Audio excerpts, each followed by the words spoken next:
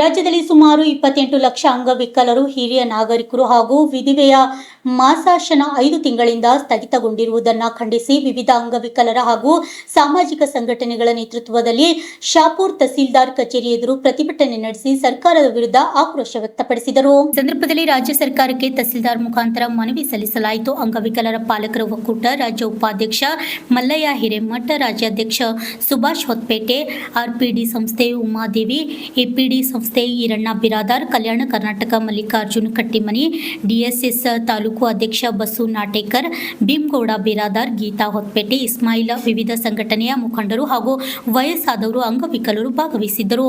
ಸಂಗಮೇಶ್ ಕುಂಬಾರ್, ರಾಜ್ಯ 32 ಕನ್ನಡ ನ್ಯೂಸ್, ಶಾಪುರ್.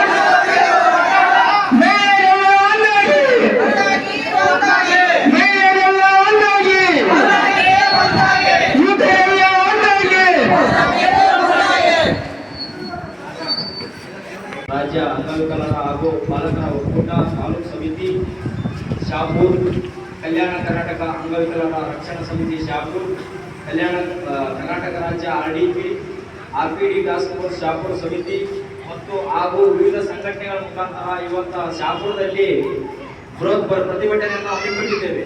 ಯಾಕೆ ಈ ಪ್ರತಿಭಟನೆಯನ್ನು ಹಮ್ಮಿಕೊಂಡಿದ್ದೇವೆ ಅಂತ ತಹಸೀಲ್ದಾರಿಗೆ ಗೊತ್ತಾಗಬೇಕು. ಸರ್ಕಾರ 32,000 ರೂಪಾಯಿ ಇವರು ಇನ್ಕಮ್ ತೊಂದ್ರೆ ಅವರಿಗೆ ಮಾಸಾಶನ ಕಟ್ ಮಾಡ್ತದಂತೆ. ಯಾಕೆ ಕಟ್ ಮಾಡ್ತಿದೆ ಮಾಸಾಶನ? 32,000 ಕಟ್ ಮಾಡ್ತಿದೆ. ಒಬ್ಬರು 1.5 ಲಕ್ಷ 2 ಲಕ್ಷ ಪೇಮೆಂಟ್ ಇದ್ದಾರೆ, ಈ ಮಾಸಾಶನ ಇರಲ್ಲ. ಅಂತರಿಗೆ ನೀವು ಮಾಡ್ತಾ ಇದ್ದೀರಂದ್ರೆ ಇದು ಸರ್ಕಾರದ ಧೋರಣೆಯನ್ನು ಖಂಡಿಸಬೇಕಾಗುತ್ತದೆ. ವೃದ್ಧಾಪ್ಯ ವೇತನ, ಅಂಗವಿಕಲರ ವೇತನ ಮತ್ತು ವಿಧವಾ ವೇತನ ಈಗಾಗಲೇ 4-5 ತಿಂಗಳಾಯ್ತು. ಇವರು ವೇತನಗಳನ್ನು ಕಟ್ ಮಾಡಿದ್ದಾರೆ. ಯಾಕೆ ಕಟ್ ಮಾಡ್ತಾ ಇದ್ದೀರಿ? ಇವರು ನಿಮಗೆ ತೊಂದರೆ ಮಾಡ್ತಾ ಇದ್ದಾರಾ? ನಿಮಗೆ ಸಮಸ್ಯೆ ಆಗ್ತದ?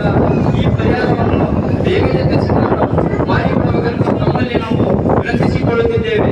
ಈ ದಿವಸ ತಹಸೀಲ್ ಕಾರ್ಯಾಲಯದ ಮುಂದೆ ನಮ್ಮ ಕೋಡನ್ನು, ನಮ್ಮ ಸಮಸ್ಯೆಗಳನ್ನು ಏನಿದೆ ಅಂತ ತೋಡ್ಕೊಳಕ್ಕೆ ಬಂದಿದ್ದೀವಿ ನಾವು. ಬಂದ್ಮೇಲೆ ಇವತ್ತಿನ ದಿವಸ ಸುಮಾರು 4-5 ತಿಂಗಳಾಯಿತು.